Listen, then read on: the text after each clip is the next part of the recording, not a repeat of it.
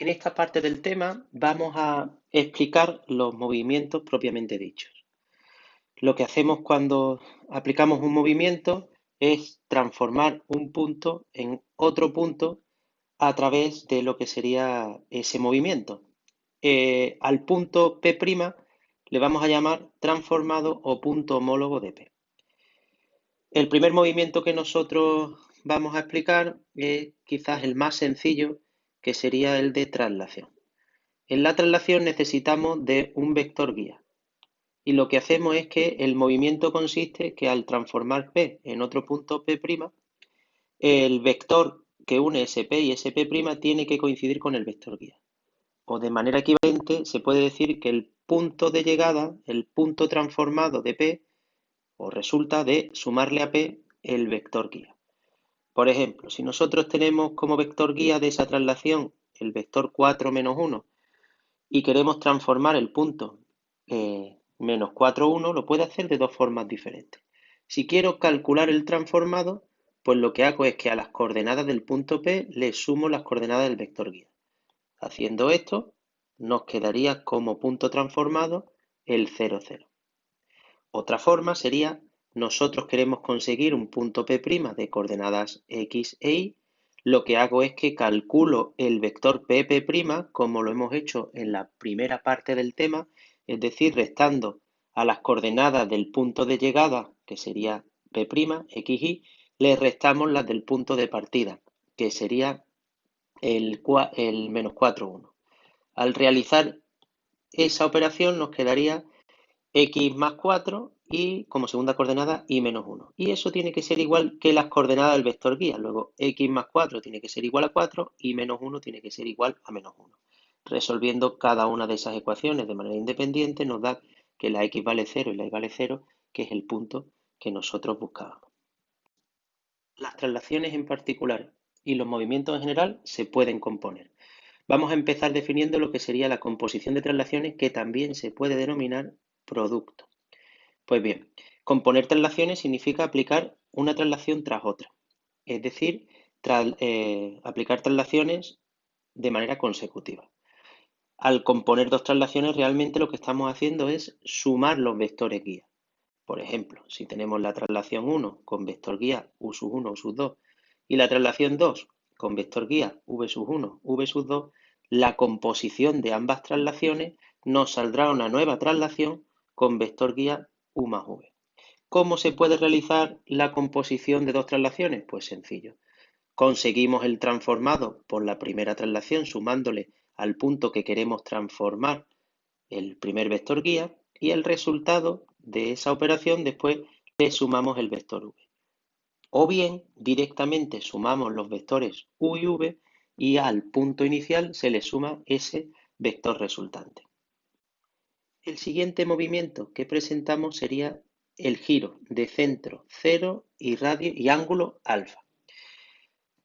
¿En qué consiste ese giro? Pues ese giro transforma un punto P en un punto P' de la siguiente manera.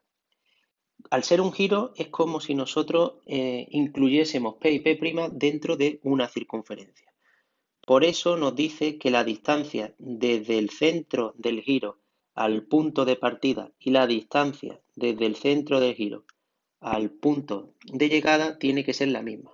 Esto se define a través del módulo del vector, es decir, la longitud del vector OP y la longitud del vector OP' tiene que ser el mismo. Por eso se denomina giro de centro cero.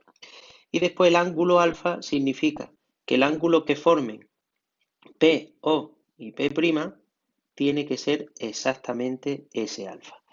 Nosotros lo de los giros es complicado que podamos realizarlo con los conocimientos que tenemos en tercero de la ESO, porque necesitaríamos también conocimientos de lo que serían trigonometría y matrices. Entonces, nuestros giros, los que yo puedo proponer o los que os propongo en la hoja de actividades, son giros bastante sencillos. Y el centro siempre va a ser el punto más sencillo que podemos tomar como centro de un giro, que sería el 0, 0. Si tomamos como centro el 0, 0 y establecemos un giro, dependiendo del ángulo de giro, pues nos iremos encontrando con cada una de las rectas. Si nos fijamos, 45 grados se forma con el semieje X positivo y la bisectriz del primer cuadrante, que sería igual a X. A partir de ahí, pues se presentan 45, 90, 135, 180, 225, 270, 315 y por último el giro completo de 360. Hay que tener en cuenta que la bisectriz de los cuadrantes segundo y cuarto es igual a menos X. Lo mejor para explicar el giro es a través de un ejemplo. Bien, nosotros, o yo en la teoría, os presento una serie de ejemplos, siempre teniendo en cuenta que son giros de centro 0, 0. Y después los ángulos los que hemos presentado, 45, 90, 135, 180 y así sucesivamente. ¿Por qué? Porque es lo más sencillo, porque todavía no sabemos trabajar con razones trigonométricas. Pues bien, en el ejemplo yo quiero ir transformando el punto 4, 0.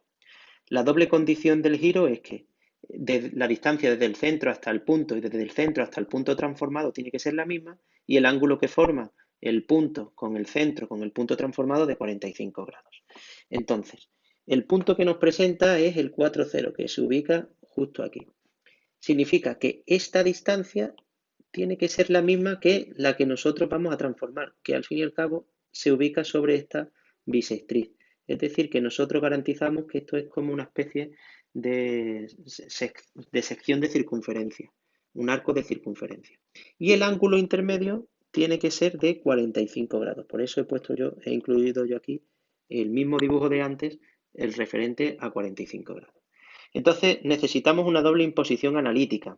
La primera imposición es que la distancia tiene que ser la misma del centro al punto que del centro al transformado. Como conocemos el centro y conocemos el punto, pues podemos conocer entonces la distancia del centro al transformado. Y eso se calcula a través del módulo del vector que une a OP. OP coincide con las coordenadas de P porque el centro es el 0, 0, que es el origen de coordenadas.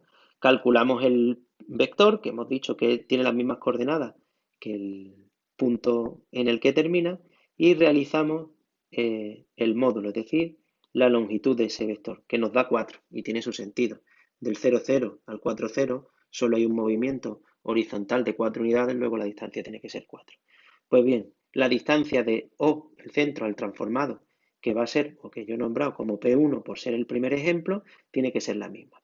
Como el ángulo sobre el que nosotros estamos trabajando es de 45 grados, ese punto P sub 1 tiene que ubicarse sobre la bisectriz que hemos dicho del primer y tercer cuadrante.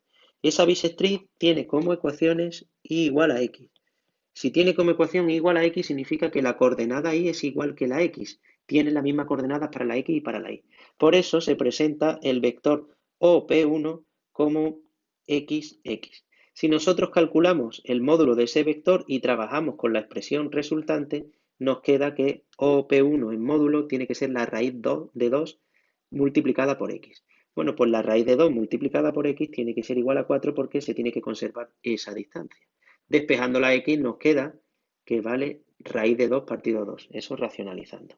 Como la X y la Y en esa recta valen igual, el punto P1, que es el transformado que yo buscaba con el centro 0, 0 y el radio y el ángulo de 45 grados, nos quedaría 2 raíz de 2, 2 raíz de 2.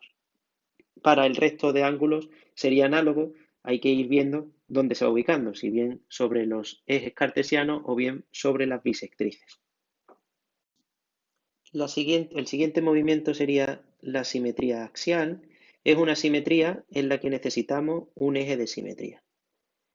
De manera que el transformado del punto P es un punto que llamamos P', de manera que el eje es la mediatriz, es decir, la recta formada por todos los puntos que están a la misma distancia de P que de P'. Nosotros vamos a simplificar y solo vamos a trabajar con simetrías axiales que sean los ejes de coordenadas, porque si no se complica muchísimo. Entonces, en general, si yo tengo cualquier punto y hago una simetría axial de eje X, lo que cambia es el signo de la Y, porque como el eje X es el eje horizontal, la simetría axial Si tenemos un punto, por ejemplo, aquí de x, y, lo vamos a transformar aquí y tiene que ser simétrico con respecto a este eje, que sería eje x. Luego este tendrá de coordenadas x y como hemos pasado a la parte de abajo, pues sería menos y. Cuando nosotros apliquemos una simetría axial de eje y, pues el que cambiará de signo será la x. Tan sencillo como eso. Es decir, que el transformado, por ejemplo, por el eje x en el punto 1, 1, pues sería el 1 menos 1. Y el transformado del 1, 1 con respecto a una simetría axial de eje y, pues nada, sería el menos 1, 1. Simplemente hay que cambiar esas coordenadas. Después también vamos a presentar lo que sería una simetría central, que es algo similar. Lo que ocurre es que ahora el centro es un único punto. De ahí, simetría central. Y en este caso, simplemente ese punto hace las veces del punto medio de cada uno de los puntos y su transformado. Por simplificar, nosotros, bueno, trabajamos con lo que era la fórmula del punto medio. Entonces, nosotros trabajamos con esa fórmula de manera que el punto medio entre dos puntos, os recuerdo que tenía como fórmula la suma de esas dos coordenadas partido de 2. Entonces, si tenemos x sub 1 y sub 1, x sub 2 y sub 2 partido de 2. Y trabajando, pues conseguimos cualquiera de los casos. También aparece aquí un ejemplo que considero que puede estar. Para finalizar, nombrar lo que sería la composición de movimiento, que es como decíamos antes con las traslaciones, componer movimiento es ir aplicando movimiento de manera consecutiva. Lo único que tenemos que hacer es aplicar el primer movimiento que nos indica, después el siguiente y así sucesivamente, e ir calculando cada uno de los transformados hasta llegar a finalizar el ejercicio que nos plantee.